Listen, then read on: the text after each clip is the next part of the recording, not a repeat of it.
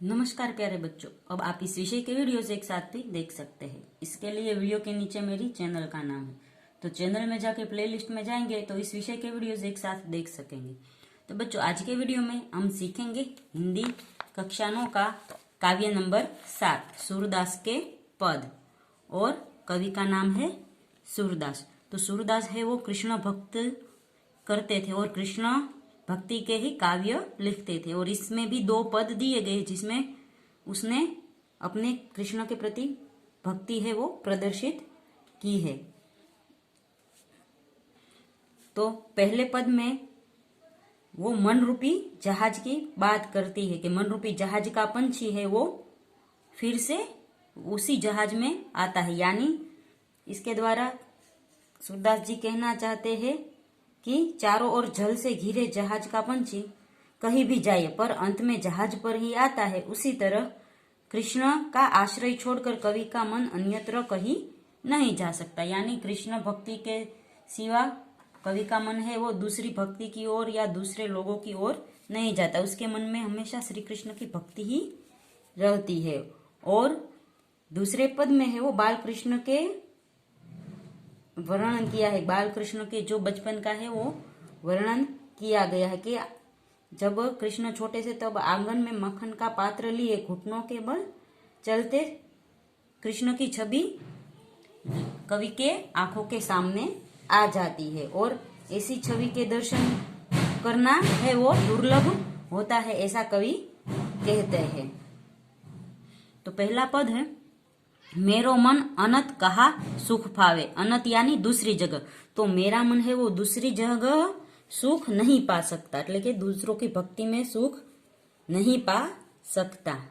जैसे उड़ी जहाज को पंछी, એટલે કે जैसे उड़ी जहाज को पंछी, पंछी यानी पक्षी, जहाज से उड़ा हुआ पंछी फिर ही जहाज पर आवे, वो फिर से जहाज पर आता है। जैसे जहाज से उड़ा पक्षी फिर जहाज पर आता है, उसी तरह मेरा मन है वो हमेशा श्री कृष्ण भक्ति में ही लीन रहता है, कहीं अन्यत्र नहीं जाता है। कमल नैन को छाड़ी महातम, तो कमल नैन यानी कमल रूपी नयन वाले यानी श्री कृष्ण को छोड़कर, छाड़ी यानी छोड़कर, उसकी महात्म्यता जानकर, उसकी महिमा जानकर, उसकी महिमा छोड़कर और देव को ध्यावे, और देवता की मैं पूजा करना नहीं चाहता। जिसके नयन है वो कमल जैसे है, ऐसे उसकी महिमा सुनकर जानकर मैं श्री कृष्ण जैसे भगवान की भक्ति छोड़कर दूसरे देवता की भक्ति नहीं करना चाहे। परम गंगा को छाड़ी पिया सौ दुर्मति कूप खनावे। परम गंगा को छाड़ी એટલે કે જે मुख्य गंगा है उसको छोड़कर, यानी श्री कृष्ण है वो मुख्य है, उसकी भक्ति रूपी पवित्र गंगा को छोड़कर पियासो, पियासो यानी जो जिससे प्यास लगी है वह, दूरमती कूप खनावे, ये गंगा को छोड़कर दूरमती कूप खनावे, यानी कूप यानी कुआ।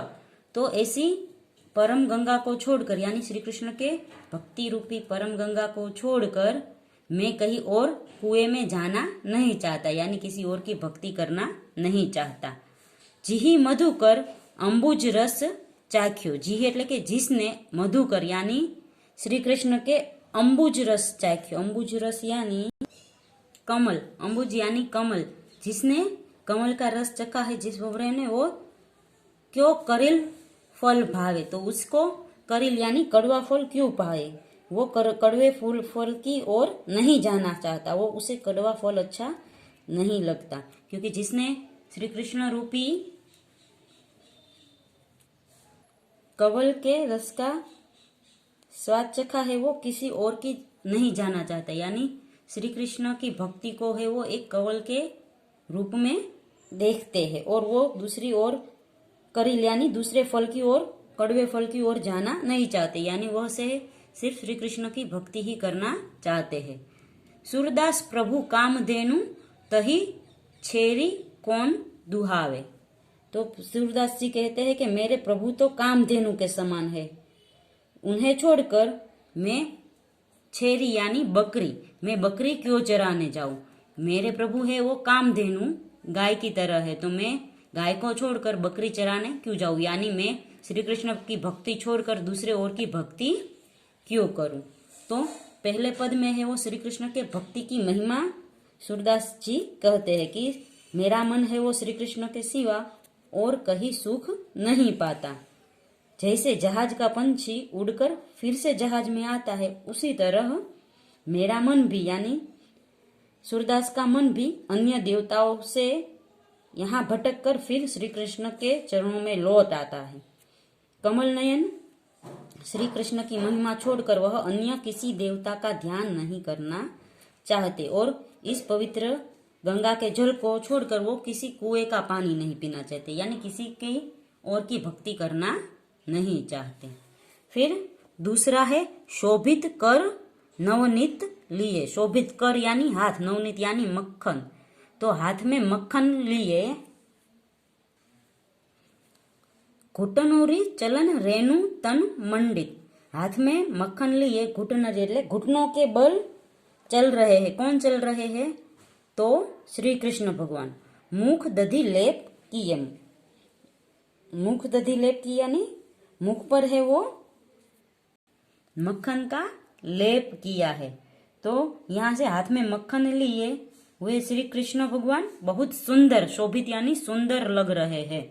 और वो है घटुरन यानी घुटनों के बल चलकर उनके शरीर पर धूल लगी हुई है। तन मंडित यानी रेणु, रेणु यानी धूल, वो उसके घुटनों पर धूल लगी हुई है और मुख में मक्खन का लेप लगा हुआ है, यानी मुख में मक्खन लगा हुआ है। चारु कपोल, चारु कपोल यानी गाल है वो सुंदर, चारु यानी सुंदर, उसके गाल बहुत सुंदर है। लाल लोचन, उसके गाल है वो एकदम लाल है। गोरोचन तिलक दिए, गोरोचन यानी गोरोचन का तिलक लगाया है, यानी श्री कृष्ण भगवान ने चंदन का तिलक लगाया है। लट कनी मनु मत मधुपगन मादक मधु ही पिए। लट यानी जो उसके बालों का गुच्छा है, उसके सारे बाल है वो मधु का रस जैसे पीकर भौरा मस्त होता है, वैसे ही उसके बाल है वो उसके गालों को छूकर मस्त हो गए हैं, यानी उसे